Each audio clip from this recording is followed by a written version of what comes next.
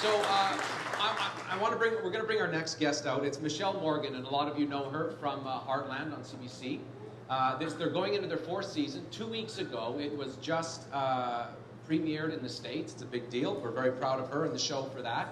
And to give you a sense, if you're not familiar with her work, we're going to take a quick look at her from last season. Have a look. Just thought I was running a horse ranch, not a gift shop, is all. It's called branding. It's not the kind of branding I'm used to. Look, Grandpa, when you're developing a business, you have to think big. One day I'm gonna be serving Heartland jam in the new dining lodge. What new dining lodge? The one I'm planning to build. Yeah, I'm definitely gonna have to find a bigger space if I want to keep up with customer demand. If you can find more space around here, fine. You show it to me. What? You two. You're so much alike. Here's what our crack research and statistical department found out about Michelle Morgan. Of all the kids across Canada who dream of being a professional actor, Michelle actually did it. The odds of that are about 1 in 1,600. Then she landed a guest spot on not one, but 2 popular television shows, Stargate Atlantis and The L Word. The odds of that are about 1 in 12,000. Now she stars in a national television show in CBC's Heartland. The odds of that are about 1 in 82,000. Throw this in. Getting to star in a George A. Romero zombie movie, Diary of the Dead, puts her in at 1 in 260,000. Ladies and gentlemen, please welcome Michelle Morgan. Come on.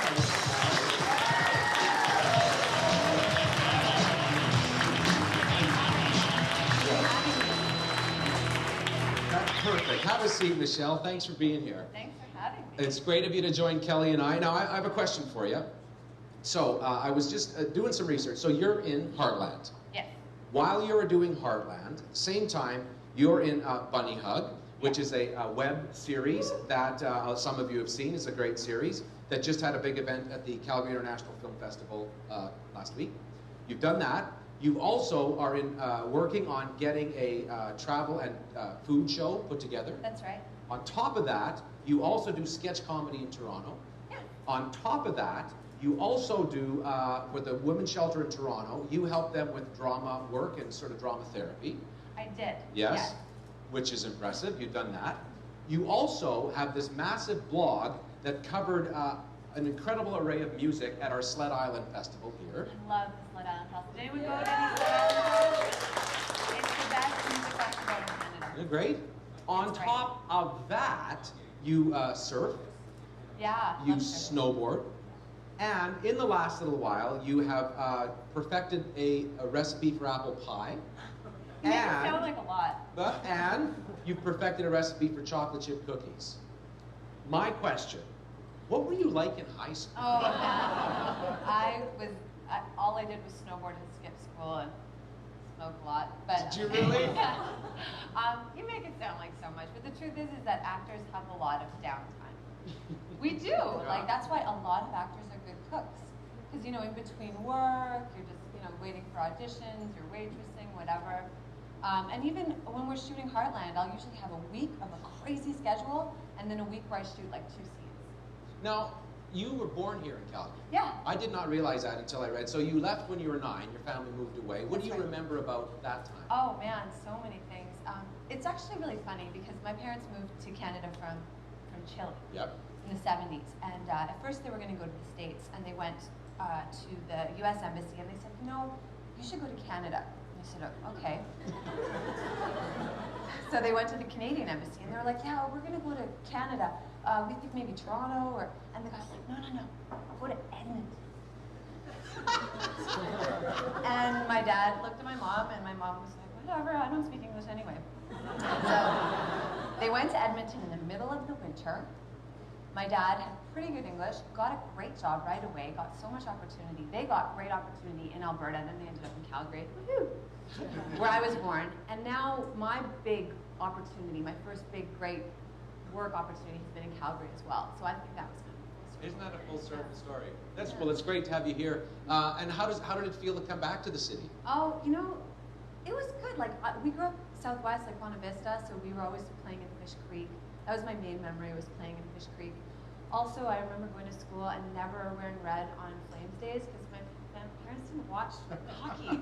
They were like an immigrant family, you know. So on Flames days, like there was a game, you had to wear red, and if you wore red, you had a star next to your name.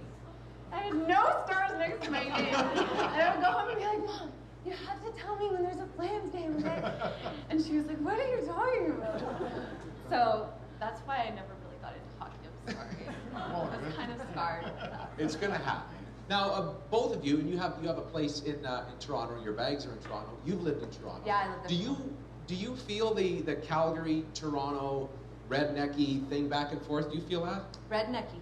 Well, Kelly, you describe it. What? I would say that most people that live in Toronto don't understand Albertans or Western Canada. So, not sure what their gig is, but They just don't. Yeah, Yeah, they but don't. it goes both ways, don't you think? Yeah, it does. Absolutely. I've met a lot of Albertans that don't understand Toronto, and I love Toronto. Yeah, and I think it's interesting that Torontonians would be so naive as to think that out here all we do is live on ranches and jump around on horses. Anyway, tell us about Heartland. Well, let me say that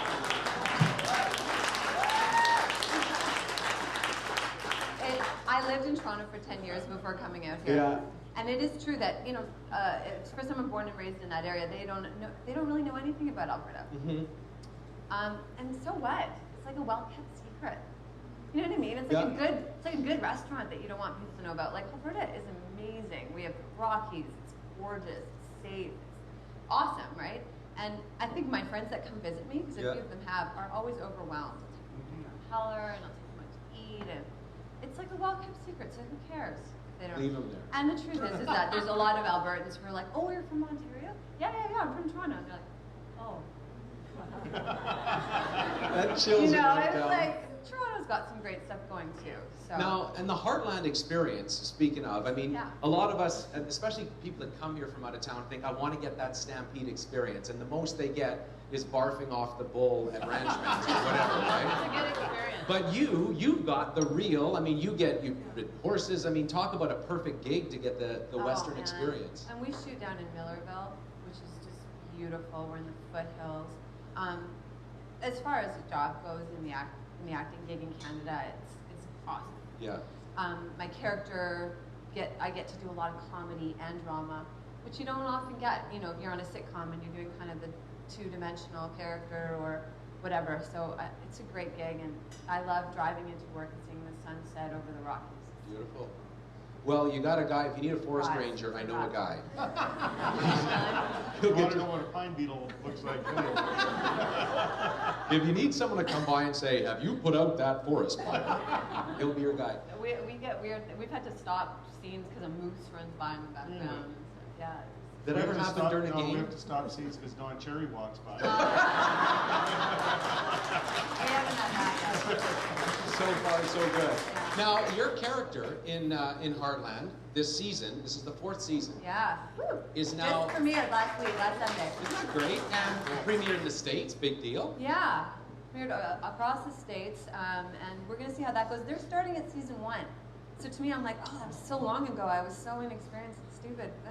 Can't they just start now at season 4? But Now, does it feel for you, like when you think about it, here's been 4 seasons, you've done 50 episodes. So this Yeah, is a more. great run, especially for a Canadian series. This is awesome.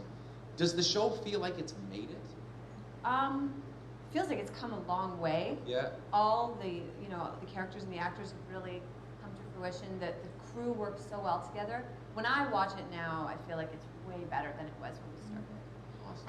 And made it. What does that mean? We had 950,000 viewers last Sunday for a premiere, so that's good. That's Those awesome. good numbers. That's huge. And you know what? We get great letters too. Like it's a family show. It's a show that's designed so that Grandpa can watch it, and so can little Cindy and the parents. So we get these letters about people who are like, no, our family never did anything together, and now we watch the show every Sunday. And it seems like it's had a good impact on a lot of Canadians' lives. So. And your character, Lou, is this season in Dubai for some of it. And I'm Yeah. curious, do they just repaint Boness to look like Dubai? How do they do that? Pretty much. They dressed up the locals. We actually did shoot a scene that was supposed to be in Dubai, and I'm always dubious of that stuff. Like when a production is too cheap to go to New York, you know, Yeah. you'll just like hear the ambulance in the background and they're waking up in their dark apartment at night. It's like a good sign that they're pretty cheap. But we rented this apartment in that new area in the east that we drive Arriva? through to get here. Yeah. Right near the Saddle Dome and all that. This $2.5 million apartment, and we rented it and did it up all white and had a servant come in and all this stuff. And then they green screened in Dubai in the background. So it actually, Seriously? yeah, like out the window. And then you heard like the call to prayer in the background and everything. They did a good job with it. It looks good. Who knew East Village could be Dubai, huh? Who knew? Who knew? Yeah. That's awfully impressive. industry. It's a wonderful thing. We should talk really quickly about Romero's thing. So George A. Romero, Yeah. you did Diary of the Dead, which was a zombie movie, but you should explain to people, just put George A. Romero into perspective so they understand who this Sure. guy is. He basically made the zombie genre. He started out, he did Night of the Living Dead in the 70s, and then he did Day of the Dead and Dawn of the Dead. And he's had the whole Dead sequence. He's done a lot of other ones, but he basically made zombie films what they are, and he makes them a political comment. So it's not just a goof off at all, but he's the man, isn't he? Like if you said, who's the man of zombies? It's him. It's and him. you know what's funny about him is that he told me one time too, he said, the thing with zombies, and the reason they have to go slow, because his zombies are slow, and he's really specific about that. Like you watch 28 Days Later and these zombies tear like they're track runners. He's like, their ankles would break. That's what he told me. But his zombies go slow, and it's because when you get killed by a zombie, it's your own fault because of one of your own weaknesses. So you had to go back and get something. You were doing something. Like it's always about. You made the mistake. You made some mistake that allowed the zombies to kill you. Wow. Now walking into the first day of shooting, is that intimidating? Like this is God, Romero you're no walking idea. into. I was, you talk about being nervous. Luckily, this wasn't my first.